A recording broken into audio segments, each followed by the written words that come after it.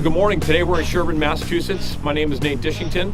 We're here at our Sherburne project. And today, January 19th, is the day we started the actual demolition.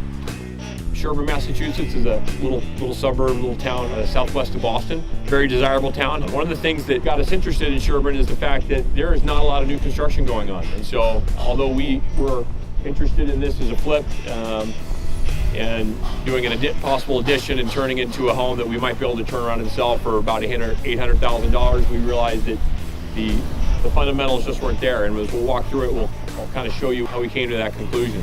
We're talking about a farmhouse that's about 1940s, 1950s vintage. Has some okay lines to it, and really didn't know what we were going to find when we got inside. So you come in, you can obviously tell that this was an addition, very low ceilings. We know immediately this is not something we can work with. You're going to be renovating a house and trying to sell it for $750,000. You got to make sure you have some certain fundamentals. One of those is ceiling heights. Clients aren't looking for houses with 7-foot ceiling heights. You got some things that you'll find in an old house like this. You got suspended ceilings, which are no big deal because all that's going to come out. The main part of the house is pretty good. You got some good high ceilings. You got some good rooms. It could mean something. But when we go upstairs, the rooms are very small. I'm now starting to evaluate it based on, can we add on? And if we are going to add on, where can we do it? We got an existing 1-bathroom upstairs that served this whole house. So you're basically looking at a 3-bedroom house. In order for this house to sell, it's got to be 4-bedroom, and it's got to have a master bath. It's got to have some things that we realize that we're just not going to be able to make happen. With that in mind, we started looking at it from a different perspective.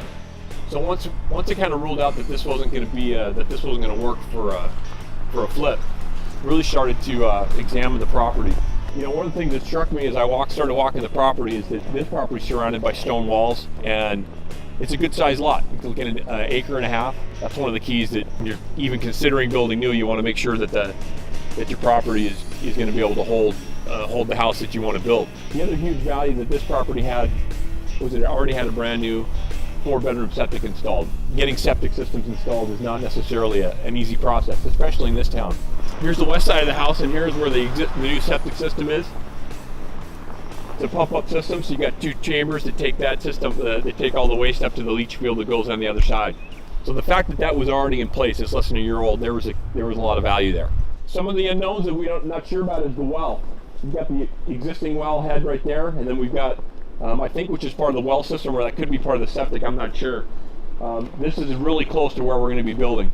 Whether or not we're going to be able to reuse this, we're not sure. We have not done water testing yet. If we need to drill a new well, we'll drill it. I mean, we're going to have a budget here that's going to be approaching $1 million when it's all said and done, and when you include the purchase of the property, and there's just going to be expenses, and that's one of them. So whether or not we save some money with the well, we'll find out. And the other challenge is, obviously, we're surrounded by snow. We're in the middle of winter. Starting a project right now can be a little difficult, but we'll see how that goes. So our typical size dumpster is 30-yarder, is a 30-yard container. This is the first 40-yarder we've ordered. I'm thinking when we finally do the demolition, we'll probably do a 100-yard 18-wheeler to come in and take this thing down. Originally, when we had started this project, my intent was to go in and salvage a lot of the old materials and possibly bring them back into the old house, into the new house. And the reality is today, as we started the process, we realized that there's not really a lot to salvage from this house. It's basically the end of its life. Sometimes when you get houses that are 100 years old, 200 years old, there is a lot of value in material, whether it's old beams and old flooring, maybe even some old fixtures. But this house, it was what we would call builder grade back in the day. Not much value in that. So we've got a crew of guys here taking the metal out. We'll salvage the metal and recycle that. But for the most part, this house is going to come down with a machine next week. Is it? Yeah. How is it nailed? The one thing we wanted to try and do is maybe save these pine floors, these old hard pine floors. These are probably the only thing in this house that's really worth saving. So Gerald's going to go with this and see if we can salvage a couple hundred square feet of this floor and maybe find a place in the new house to use it. By the time we strip everything out, we'll be lucky if we have about maybe $300, $400 of material. will help offset some of our labor costs today. So budget's always a concern. We're always trying to figure out a way to save a buck without going too far. And this job is no different. It's that balance between the idealism of wanting to salvage things and wanting to do things that are friendly for the environment versus the actual economics of it. So we're going to try and strike that balance, or else we're trying to make a viable business of this and do the right thing at the same time. We know that this building's going to come down, but I'm always intrigued by some of the auxiliary buildings that properties have. This is no different. This old little barn and shed is going to come down, but you know, I was looking at some of the value in there. Some of this material in here, some of these old, these old floorboards that have been here for 50 years. We're going to pull these out of here. We'll see if we can bring this into the new house.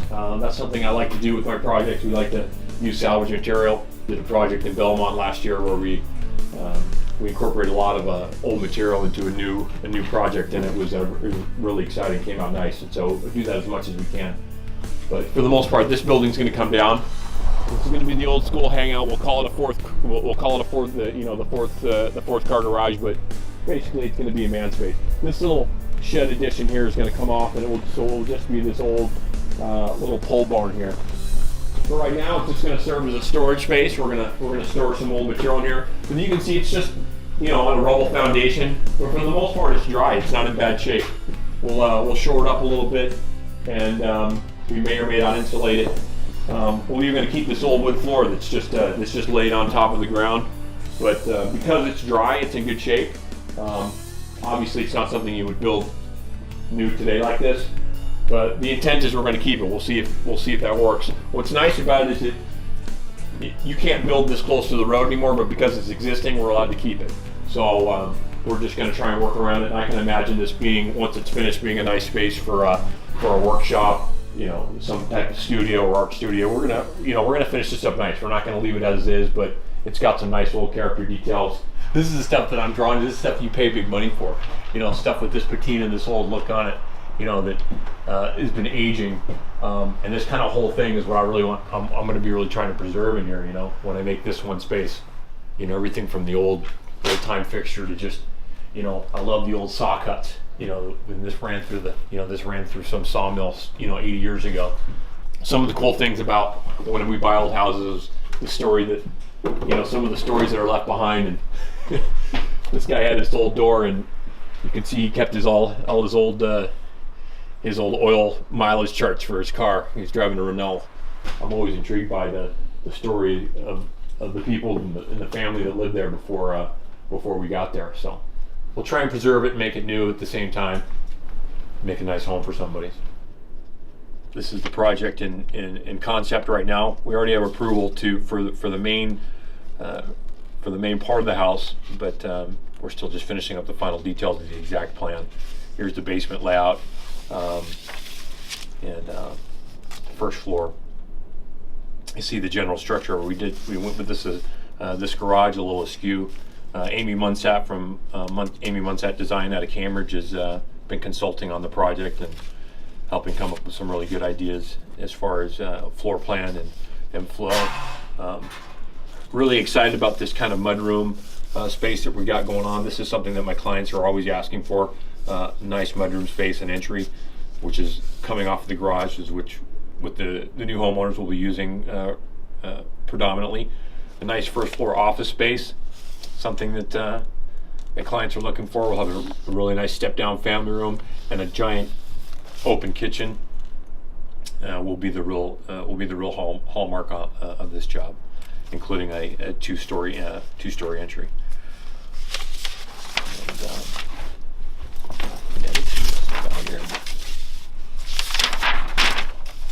I want to highlight Amy's work here too.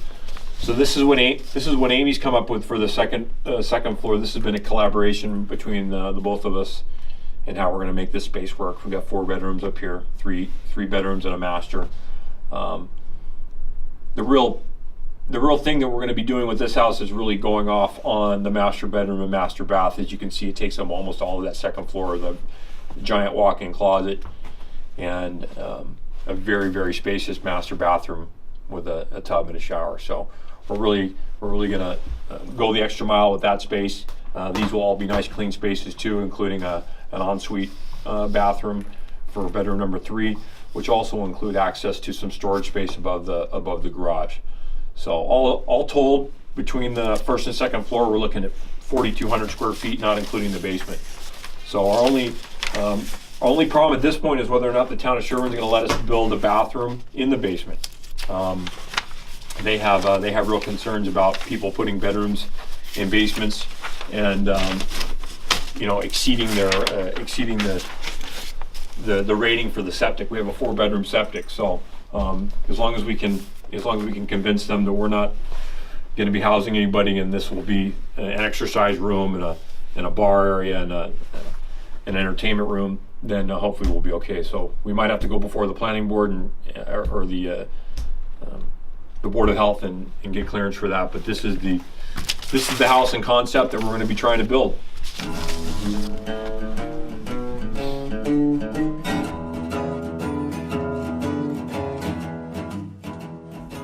The style that we're going to be doing is what we call contemporary farmhouse, is what we're going to try and do here. And I think the setting for this house is really perfect. We're taking a little gamble. It's going to cost a little more money to do it, but we're hoping that there's a market for it. That's the scary part, because we're now in speculative territory. Sherburne is a town where there's not a lot of new stuff going on, and we want to do something different here. We want to build not just a cookie cutter McMansion and just try and turn out the same stuff that every other builder's here. We're going to do something special here. We're going to build a house that's got a little more. It's a little different than your average house.